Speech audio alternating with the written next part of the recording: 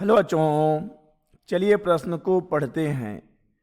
ए तथा बी दो तार हैं जिनकी मूल आवृत्तियां क्रमशः 256 तथा 382 हर्ट्ज हैं। ए तार के तृतीय समांदी तथा बी तार के द्वितीय समांदी से 2 सेकंडों में कितने विस्पंद सुनाई देंगे। चलिए सबसे पहले हम लिख लेंगे मूल अवधारणा। मूल अवधारणा जिस पर कि यह प्रश्न आधारित है। यह प्रश्न आधारित है तनी हुई डोरी में कंपन पर। बच्चों, तनी हुई डोरी में कंपन की मूल आवृत्ति का सूत्र होता है n बराबर 1/2L वर्गमूल T/m, जहां पर कि बच्चों T है डोरी में तनाव, m है डोरी के एकांक लंबाई का द्रव्यमान और L है बच्चों कंपित तार की लंबाई। बच्चों ये है मूल आवृत्ति। मूल आवृत्ति कम से कम आवृत्ति जिससे डोरी कंपन कर सकती है उसे कहते हैं मूल आवृत्ति। बच्चों मूल आवृत्ति को ही कहा जाता है प्रथम समांदी। मूल आवृत्ति को ही कहा जाता है प्रथम समांदी। और अगर हम बात करते हैं द्वितीय या तृतीय समांदी की, तो बच्चों द्वितीय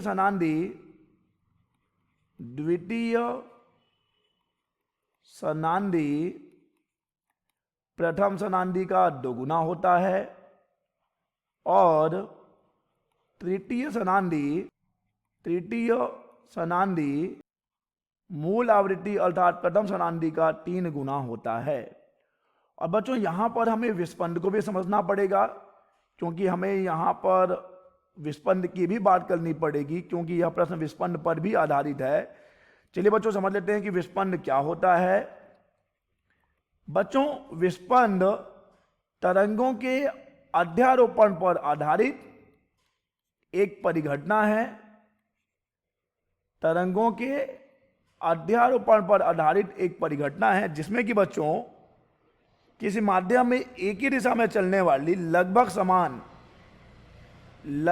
समान आवृत्ति, बच्चों लगभग समान, उसमें थोड़ा सा अंतर होना अनिवार्य है। लगभग समान आवृत्ति के दो ध्वनि तरंगों के अध्यारोपण के कारण माध्यम के किसी बिंदु पर ध्वनि की तीव्रता में होने वाले आवृत्ति परिवर्तन को ही बच्चों विस्पंद कहा जाता है। आवृत्ति परिवर्तन कहने का तात्पर्य है बच्चों उतार चढ़ाव। ध्वनि की तीव्रता में क्रमिक रूप से उतार और चढ़ाव देखने को मिलेगा, इसे हम कहेंगे विस्पंद। और बच्चों विस्पंद आवृत्ति का सूत्र होता है उन दोनों तरंगों की आवृत्तियों का अंतर n1 माइनस n2। इसका हम ले लेंगे मापांक, क्योंकि n2 माइनस n1 भी हो सकता है, n1 माइनस n2 भी हो सकता है। तो यह बच्चों विस्पंद आवृत्ति, एक उतार और एक चढ़ाव को मिलाकर बनता है बच्चों विस्पंद, एक विस्पंद। तो चलिए बच्चों हमने इस प्रश्न के मूल अवधारणा को समझ लिया है और अब हम तैयार हैं इस प्रश्न को हल करने के लिए। प्रश्न में दिए गए हैं दो तार A और B। यहां पर दोनों की मूल आवृत्तियां दी गई हैं बच्चों NA 256 हर्ट्ज और NB 382 हर्ट्ज। ये है बच्चों A और B तार की मूल आवृत्तियां। अब बच्चों A तार की तृतीय समांदी, A तार की तृतीय समांदी। बच्चों जैसा कि हमने अपने मूल अवधारणा में समझा था कि तृतीय समांदी क्या होगी, मूल आवृत्ति का 3 गुना होगी। तो यहां पर तृतीय समांदी कितनी आ जाएगी बच्चों, 3 गुणा 256 जो कि बच्चों हमें मिलेगा 768 हर्ट्ज। तो ये है बच्चों ए तार की तृतीय समानांदी। और चलिए अब हम ज्ञात कर लेंगे बी तार की द्वितीय समानांदी। बी तार की द्वितीय समानांदी, द्वितीय समानांदी बच्चों मूल आवृत्ति का 2 गुना होती है, तो ये हो जाएगा 2 गुना 382, अर्थात ये हमें मिलेगा 764 हर्ट्ज। अब देखिए बच्चों, ए तार की तृतीय समानांदी और बी तार की द्वितीय समानांदी में होगा विस्पंद। तो अगर हम विस्पंद आवृत्ति ज्ञात कर लें, ठीक है, ए तार की तृतीय समानांदी को हम N1 का नाम दे देते हैं, बी तार की द्वितीय समानांदी को चलो हम N2 का नाम दे देते हैं, इन दोनों का ही विस्पंद होगा। तो बच्चों विस्पंद आवृत्ति क्या होगी?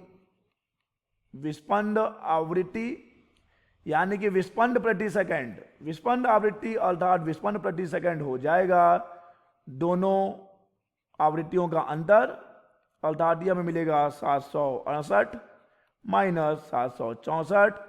यह है बच्चों 4 विस्पंद प्रति सेकंड। लेकिन हमें पता करना है कि 2 सेकंड में कितने विस्पंद सुनाई देंगे। तो बच्चों जब 1 सेकंड में 4 विस्पंद सुनाई दे रहे हैं, तो 2 सेकंड में कितने सुनाई देंगे? 2 सेकंड में विस्पंदों की संख्या कितनी हो जाएगी? 4 गुणा 2 8 विस्पंद सुनाई देंगे 2 सेकंड में। आशा करते हैं बच्चों आपको यह प्रश्न समझ आया होगा। धन्यवाद।